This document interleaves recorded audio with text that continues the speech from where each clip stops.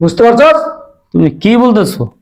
হ্যাঁ, আমি নেশা করি ঠিক আছে, এই কারণে তুমি তোমার ছেলে থাকতে তুমি তোমার সয় সম্পত্তি একটা পরের মায়ের নামে লিখে দিবা? এইটা কি করে হয় আব্বা? তুই যদি আমার ছেলের মতো ছেলে হইতি না, তাহলে আমি কাজটা করতাম না। তুই বাধ্য করছিস এই কাজটা করার জন্য। বুঝতে পারছস?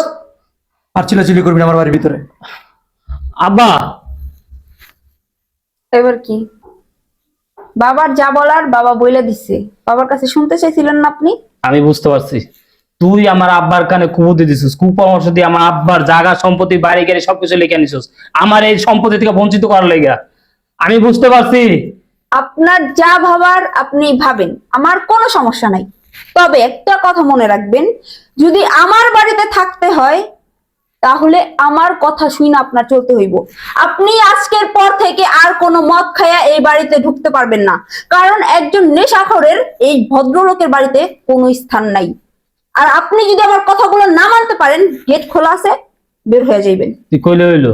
হ্যাঁ, তোর কথা আমি মদ খাওয়া বাদ দিমু? অবশ্যই, কারণ আমি এই বাড়ির মালকিন, আর আমার বাড়িতে থাকতে হলে আমার কথা মানতে আপনি বাধ্য। তোরে যে আমি কি করবো? আহ ওর মাথা নষ্ট। তোরে আমি পরে দেখে নেব, তোরে আমি পরে দেখে নেব। ঠিক আছে, আপনার যা করার আপনি কইরেন।